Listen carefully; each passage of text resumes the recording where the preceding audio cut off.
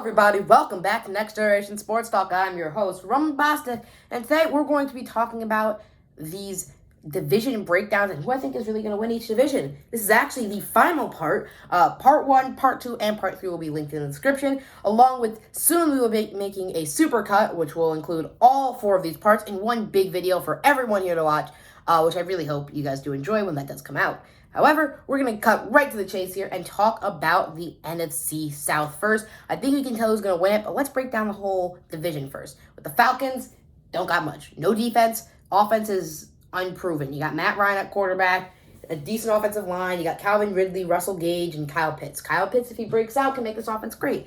But their defense is just not good. I can't even name some of their corners on my team. They've got Grady Jarrett on the defensive line, Folasade Oluokun. I can't even name the Falcons roster. I'm going to be real with you. I can't name a single starting quarterback on the Falcons team. But we're going to move on to the Panthers. The Panthers are great. You got Christian McCaffrey, who's basically a wide receiver, DJ Moore. I mean, they got Sam Darnold, which I don't really know what he's going to do, but let's see if it was really his system what was holding him back or if he's actually just bad. But on the defensive side of the ball, they've got J.C. Horn, who they drafted 8th overall at the cornerback position. I just don't know where they're going to go. I can't really get a read on this team. I don't really think the Panthers are going to be that good, but hey, maybe they will. The Saints, I mean, there's no Drew Brees. You got Jameis Winston. I could see them making some sort of a run, but I just don't see it when the team that is the Tampa Bay Buccaneers is in your division. You got Tom Brady, who's elite still, as much as I hate to say it. Gronkowski, who, despite being injured, can still go up and get the football. His legs are hurt. Sure, he might be slower, but he's still a beast in the end zone. You got Mike Evans and Chris Godwin. You got Scotty Miller as a speed option. You got Ronald Jones and Leonard Fournette as your running backs. Your defense is top tier. You got some great corners, great line led by Shaq Barrett. They brought back all of their players. Nobody left this Bucs team. They are poised to make another Super Bowl run, and I really don't think they'll drop them any games. I see them dropping 3 games max for a record of 14-3. But now we're going to move on to the NFC. Not the NFC. We just did that one. The AFC South, and I really think it's going to be close to the Jags. Aren't going to do squat. Lawrence has nothing to work with. He's the starter from week 1 with backups being Jake Luton. Sorry if I mispronounced that. You got James Robinson. Great player. But still, it's just James Robinson. You got Brandon Linder. Great line. Well, not great line, but a line. Wide receivers, you got DJ Chark, and that's pretty much it. Marvin Jones, maybe? I don't really see this team's upside or potential at this point. Miles Jack on the defense. That defense has been ripped to shreds from what it used to be.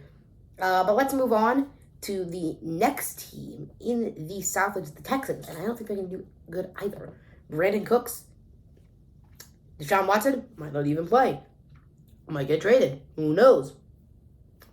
You got on the defensive side of the ball, I can't even name the players. Their team is just so underwhelming. It hurts. It hurts to talk about that team.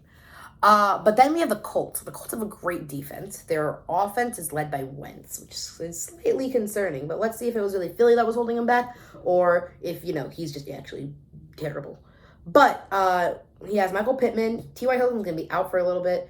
Good online. I think that the Colts can do really good, especially that defense, but I'm going to have to give it to the Titans for one player alone, and that is Derrick Henry. This man can move mountains. He makes waves. He's elite, top tier, best running back in the league. You got now Julio Jones paired next to A.J. Brown. I don't care if Julio Jones might be overrated or washed up. I don't care what you say because Julio Jones will forever, as long as he's in the league, still be valuable for one thing and one thing alone, and that's mentorship. And if he can figure out how to get A.J. Brown to be able to be that kind of go up and get it receiver like he is, or he was if he just doesn't play as well, then that's going to be a deadly, deadly team in the future. But I really think that that's going to be Titans coming out on that one. But that will actually do it for this series. I know, a shorter video to end it off with, but I couldn't really think of much as these two were pretty easy and pretty obvious.